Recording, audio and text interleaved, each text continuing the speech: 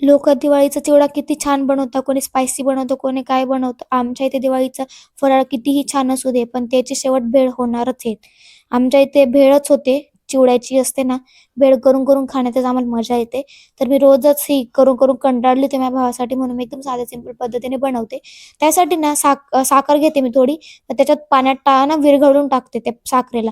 त्याच्यानंतर त्यात ना अर्धा लिंबूचा रस टाकते. त्याच्यानंतर जो चिवडा असतो ना आपण दिवाळीला केलेला, तो घेते. चिवडा नसेल ना तर मुरमुरे घ्यायचे व त्याच्यात चिवडा टाकायचा. ते घेतलं, त्याच्यात चटणी, मीठ टाकायचं, कांदा, टमाटर आणि कोथिंबीर असते ना बारीक चिरून टाकून द्यायची व हाताने छान मसळायचं. तर मसळल्याचं कारण हे असतं, की जे टमाटर व कांद्याचा ओलापणा असतो ना, तो मुरमुऱ्यांमध्ये घुसतो व चिवड्यामध्ये घुसतो ना, पण छान असा मॉइश्चर येते त्याला, खूप टेस्टी बनतं बरं का.